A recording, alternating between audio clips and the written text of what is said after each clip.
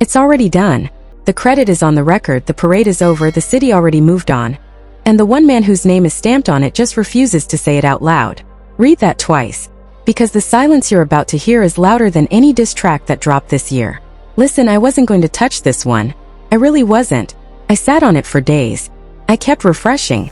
I kept waiting for the post that would make this whole conversation disappear. The post never came. So now we're here. And by the time I finish breaking this down for you, every red carpet flick, every Instagram story, every Pell Pell photo from the last 3 weeks is going to hit your eyes completely different. Promise you that. Let me drop you straight into the aftermath. The Knicks won the chip. The parade rolled through Manhattan. The confetti landed. The city had its anthem ready. The official Knicks championship record drops titled "The Knicks Won the Chip," and the credit on that record reads, in plain ink, produced by Swizz Beatz. Big record. Big city. Bigger name. On paper this should have been Papoose'S victory lap of the decade. But here's where the story gets very, very weird. Swizz Beatz didn't post. Not once. No repost. No story bump. No livestream shout. No X celebration. No Verzoos tease. No bobbing head in the studio clip. Nothing. From the same producer who treats his Instagram like a museum wing dedicated to his own catalog. The same man who'll dig up a DMX joint from 2003 and post it like it just leaked yesterday. The same Swizz Beatz who reposts every snare he's ever programmed. But on this record, on the one with his name literally stitched into the title screen, the architect went dark. And no, that's not a coincidence. That is a posture. And in this business, a posture is a verdict. Now before I take you all the way down this rabbit hole, let me say what nobody else online is saying because the comment section already smelled blood and ran with the wrong scent. Everybody's screaming Papoose got finessed. Everybody's screaming Remy snatched the network. Everybody's pulling up timelines. But almost nobody is talking about the one detail that ties this whole thing together. And that detail did not come from a blog. That detail came from a producer's group chat that should not have been screenshotted, but allegedly was. We'll get there. Stay with me. First the math. And the math is not matting. Because while Swizz Beatz went radio silent on Papoose'S record, the man was not actually silent. He was loud. He was extremely loud. About Alicia Keys. About the Knicks parade. About the Pell Pell photo moment. About being out in the city in the right rooms with the right faces. And read that guest list slow with me one time. Remy Ma was in it. Fabulous was in it. French Montana was in it. Alicia Keys was in it. Papoose? Papoose was not in it. So we have a producer whose name is stamped on Papoose'S biggest record of the year, publicly partying with Papoose'S estranged wife, while ignoring the record his own name is attached to. Run that sentence back one more time and tell me where the comfort is in it. There isn't one. Now hold that thought because here is where the chess pieces start moving in plain sight. Hip-hop fans turned detective overnight and honestly they cooked. The leading theory bouncing through every comment section, every group chat, every barbershop, is that Swizz Beatz didn't produce that Knicks record the way the public is picturing production. They are saying the beat may have been acquired, leased, or quietly licensed in a transaction that legally let Papoose attach Swizz Beatz's name to the credits without Swizz Beatz ever stepping into the booth with him. Not one session. Not one head nod. Not one tweak. Just a paper-clean credit. And if that is what happened, that changes the entire conversation. Because in the producer world, a credit isn't a credit. A credit is a blessing. A credit is a relationship. A credit is a public whisper across the industry that says, yeah, that's my guy, I rock with him. And if Swizz Beatz didn't bless that record the way the public assumed, and he's now refusing to back it up publicly, that's not silence. That's a soft check. And the industry is watching it land. Okay, pause.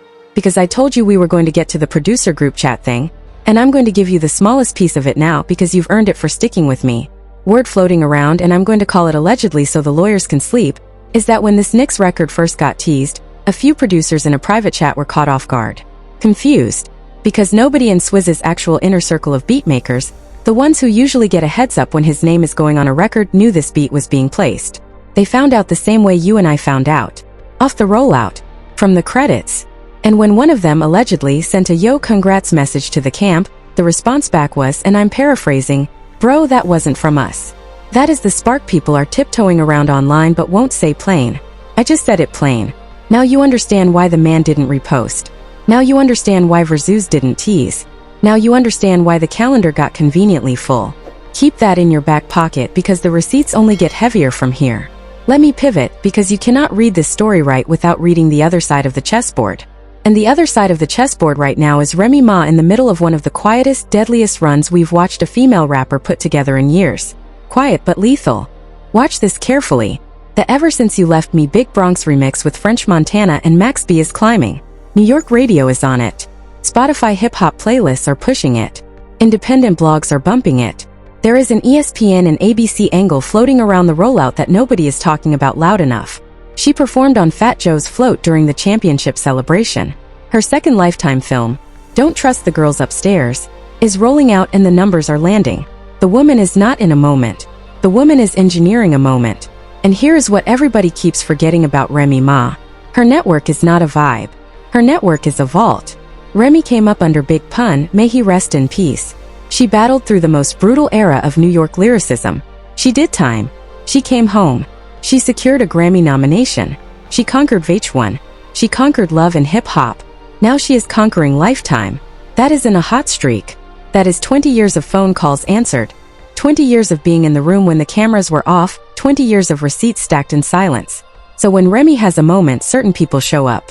Swizz shows up. Alicia shows up. Fat Joe shows up. French shows up. Max B shows up. That is not luck. That is loyalty. And loyalty in this business is the only currency that doesn't inflate. Now look at Papoose'S rollout next to hers, and tell me you don't see the shadow. A track here. A live stream there. A Knicks themed song timed almost surgically close to her remix release. A clip here, a feature there. Fans are already calling it, generously, echo drops. The less generous version of that phrase, the one I keep seeing in the replies and refuse to repeat out loud, is way meaner. It is starting to look like Pap isn't running his own race. It is starting to look like he is running her race just a few feet behind. And whether that is intentional or not, the optics are loud. The optics are screaming. Now this is where the story gets spicy, and I'm warning you in advance, this is the part where the comment section is going to do flips. Because insiders, and I use that word as loose as the internet uses it, are suggesting that Swizz Beatz has quietly picked a side. Not on a microphone. Not in a press run. Not in a Breakfast Club interview. In his camera roll. In his calendar. In his guest list. In the repost button he won't click. They are saying Swizz is Team Remy. And before you tell me I'm reaching, let me lay it out the way Swizz himself would lay out a beat. Layer by layer. Layer 1. Alicia Keys sang Empire State of Mind at the Knicks championship parade. Remy was on Fat Joe's float at that same celebration. Both women are publicly photographed together in the same Pell Pell moment that Swizz amplified on his platforms. Same frame. Same energy. Same circle. Layer 2. Swizz Beatz' public schedule over the last 3 weeks lines up with Remy Ma appearances. It does not line up with a single Papoose's appearance. Not one. Run that back. Not one. Layer 3. Swizz has had zero problem co-signing literally any artist whose record he's touched in the last decade. Busta. DMX posthumously. G.I.E.V. The pattern of him going dark only on this record, the Papoose's record, is statistically the outlier of the year. And in hip-hop, outliers are messages. Layer 4. And this is the layer that hit me the hardest. The Pell Pell photos was amplified did not include Papoose's. But it did include Remy. And it did include Alicia. And it did include the version of Remy's circle that exists when Pap is, deliberately or not, on the outside of the frame. That is not an accident of geography. That is a sentence written in body language.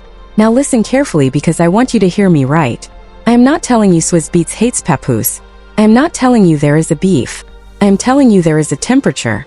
And the temperature is cold. Glacial. You can feel it through the screen. The internet can feel it. The fans can feel it. And I would bet every last dollar in my account that Papoose's can feel it too, even if he can't say it out loud yet. Quick breather. Smash that like button if you've made it this far because what I'm about to say next is going to ruffle some feathers, and I need the algorithm to push this all the way to the right rooms. We good. Let's keep going. Because here's the part nobody wants to say out loud about this whole situation. Hip-hop has always been a relationship business pretending to be a music business. The beats matter. The bars matter. The streams matter. But what really moves a career long-term is who is standing next to you in the photo. Who picks up your call at midnight. Who reposts your work without being asked. Who walks in the room and acts like they know you when the cameras come on. Right now, in this exact moment, Remy Ma is standing in a photo with industry royalty. Papoose's, with all due respect to his talent, is standing in a photo with himself. And the man whose name is supposedly stamped on his biggest record of the year is standing on the Remy Ma side of the frame, smiling, posting, amplifying like the other photo doesn't exist. That isn't shade. That is geometry. And the geometry is brutal. Now let me give you the Steelman version because I want to be fair. I want to give Pap's camp their air. Their rebuttal would go something like this. They would say I am reaching. They would say Swizz is a busy man. He has Verzu's responsibilities. He has Alicia's tour planning. He has the Rough Riders nostalgia run. He has art collecting. He has business. He has fatherhood. Silence doesn't equal disapproval. Okay, fair. I will give that take air. But here's the rebuttal to the rebuttal, and this one ends the debate. When he worked with Busta, he posted. When he worked with DMX, even posthumously, he posted. When he works with Jay-Z, he posts. When he so much as breathes near an Alicia Keys project, he posts every 5 minutes. His Instagram is functionally a hall of fame of his own production credits. So why, in 2026, on a Knicks championship anthem tailor-made for his exact New York brand, Hometown Energy Parade timing championship marketing window, is this the one record he is suddenly too busy to mention? Why is this the record where the calendar is conveniently full? Run that question through the room one more time because every time I run it I come back to the same answer. Coincidence is not in Swizz Beatz' vocabulary. Strategy is. Now zoom out with me because the story does not stop with one record. The story sits inside a longer arc. And the arc is the difference between an industry veteran who built bridges and an industry veteran who watched a few too many of them get burned. Remy is the bridge builder right now. Papoose'S, by every public read available, is on the other side of the water. And listen, this is not me saying Pap has no talent. The man can rhyme. The man has bars. The man has a discography that earned the Mixtape King title back when that title actually meant something. The Jive Records deal, reported at roughly $1.5 million back in the late 2000s, was real. The buzz was real. The hunger was real. But buzz fades. Hunger has to be re-earned. And in the industry, what keeps you afloat after the buzz dries up is not your bars. It is who picks up the phone when you dial. That is what we are watching right now in real time. We are watching a phone tree. We are watching whose calls get answered. Remy dials Swizz. He picks up. Remy dials Alicia. She picks up. Remy dials Fat Joe. He picks up. Remy dials French. He picks up.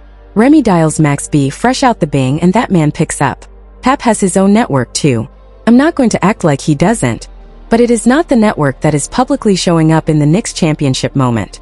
And in the optics economy of 2026, who shows up is who counts. Period. Now here is where I want to drop the new wrinkle nobody has reported yet, because I told you in the beginning this script would hand you something fresh and I keep my word. There is a moment from the Pell Pell night that the internet has not slowed down to dissect yet, and once you see it, you cannot unsee it. In the carousel Swizz posted, there is a frame brief, almost a transition photo where Remy Ma is mid-laugh, Alicia is mid-clap, French is mid-pose, and there is an empty spot to the right of the group. An obvious empty spot. Industry watchers in the replies started zooming in on that exact gap, asking out loud, who was supposed to be there? Nobody answered. Swizz didn't tag a missing person. He didn't caption the gap. He just let it sit there. An empty chair in a championship photo. A vacancy with no nameplate. And in a town where every photo is curated to the last pixel, an empty spot in the frame is not an empty spot. It is a message. You can fill in the name yourself. I'm not going to type it. But you know. Let me layer one more receipt on top of that because the rabbit hole goes one click deeper. Pull up the timestamps. The Pell Pell carousel went live in the same 48-hour window that Papoose'S Knicks anthem hit streaming. Same window. Same algorithm bump. Same New York news cycle. Two pieces of content fighting for the same oxygen. Only one of them got Swizz's repost engine behind it. The other one sat on the timeline like a billboard on a side street nobody drives down anymore. And every single editor at every blog noticed which one got pushed and which one got left. Don't think for a second they didn't. The blog ecosystem reads producer behavior like Wall Street reads insider trades. Quiet sells. Loud cosigns buy. And right now Swizz is selling Pap without lifting a finger. Now think about what that does to the radio cycle.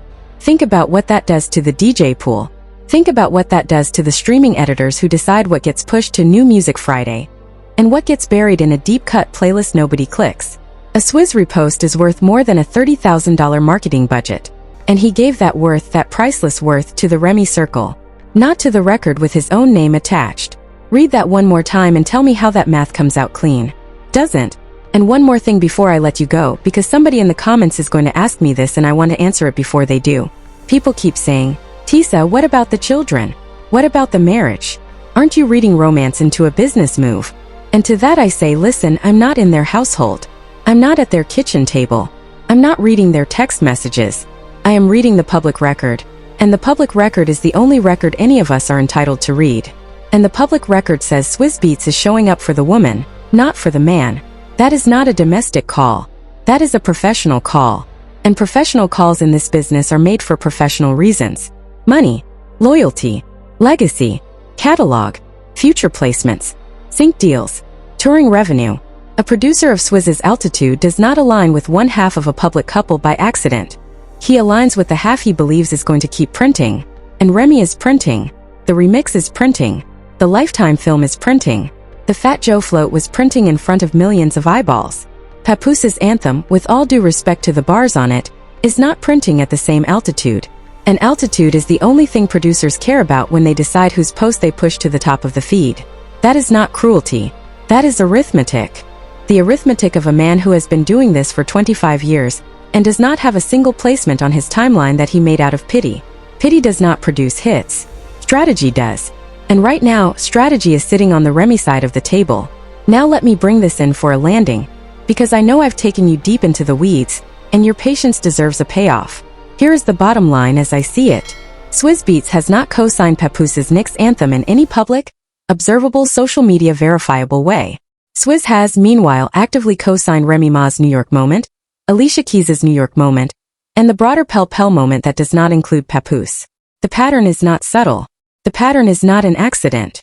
The pattern is, in my opinion and allegedly, the public posture of a veteran producer who has quietly decided which side of this story his legacy is going to be photographed next to. And if I'm right about that, then this is not just a Papoose problem. This is a positioning problem. Because in hip-hop, your producer's body language is part of your brand. When your producer is loud about your competitor and silent about your record, the algorithm of the industry reads it instantly. Promoters read it. DJs read it. Radio reads it. Streaming editors read it. Playlist curators read it. And eventually the fans read it too. And once the fans read it, it is almost impossible to unread. So the question I want to leave you with tonight is not whether Swizz Beatz is right or wrong. The question is whether Papoose can absorb the message in time. Whether his camp can read the room. Whether they can recalibrate before the silent treatment hardens into something permanent. Because here is the thing nobody tells artists in this position. The silent treatment from a respected producer is not a verdict. It's a temperature check. And temperature checks can be reversed. But only if you're willing to read them honestly, and only if you have the humility to walk into the room and ask why the heat dropped. Not on Instagram. Not on a live stream. In private. Like a grown man. Like a vet who knows that the next chapter of his career is one phone call away from being rewritten. Will he make that call? I don't know. Nobody knows. The dial is on his side of the table now. And let me tell you why this is going to keep mattering well past this week. Because the championship cycle in New York is not a moment. It is a season. There is going to be a ring ceremony. There is going to be a banner raising. There is going to be opening night next year with the championship banner unveiled. There is going to be a documentary. There is probably going to be an HBO special. Every one of those moments is another producer credit fight. Another guest list. Another carousel. Another chance for the empty chair to either get filled or stay empty forever. And the longer it stays empty, the louder it gets. That is the thing about silence in this industry. Silence compounds. Silence accrues interest. Silence builds a brand of its own, and once a producer of Swizz's caliber has built a public silence around an artist, every other producer in the city starts taking notes. They start asking themselves what they missed. They start wondering what they don't know. And before long, that artist is calling around for features and getting the slow walk. Not a no. Just a slow walk. A let me check the calendar. A my team will get back to you. A polite freeze that nobody ever apologizes for. That is what's at stake here. Not one record. A reputational temperature in the only city that matters for a New York rapper's brand. Now drop your honest take in the comments because I want to hear it. Is Swizz Beatz quietly Team Remy? Is this just a scheduling coincidence we are all overcooking in real time? Or is this the most polite, professional industry veteran sideswipe of the year? Dressed up as a producer credit? Give me all three takes. Don't be shy. Get into it down there. And listen, before you scroll away, this story is not over. Not even close. There are more posts coming. More photo ops coming. More records dropping. The Ever Since You Left Me remix is still climbing. The Lifetime film is still rolling out. The championship afterglow is still pumping content into the timeline every single day. And every one of those moments is going to be another data point. Another receipt for the file. So if you want to stay locked in, if you want to know the second the next signal drops, you already know what to do. Hit that like button. Subscribe if you haven't. Tap the bell. Turn on all notifications. The next post on this story is already being typed in somebody's notes app right now. I would bet money on it. Keep your ears open. Keep your eyes up. And don't blink because the empty chair in that Pell Pell photo is not going to stay empty forever. Somebody is going to sit in it. And when they do, you are going to want to be here for the moment we find out who. Catch you in the next one. Stay loud, stay watching, and trust nothing you see in a championship photo unless you check who is missing from the edges of it. That is where the real story always lives. In the edges. In the empty chair. In the silence. Because in this business what a man does not post is sometimes the loudest thing he ever says. And Swizz Beatz just released a whole album without opening his mouth once. The Knicks won the ring. Pap got the credit. Remy got the city. And Swizz got the last word without ever speaking it. Stay sharp. End.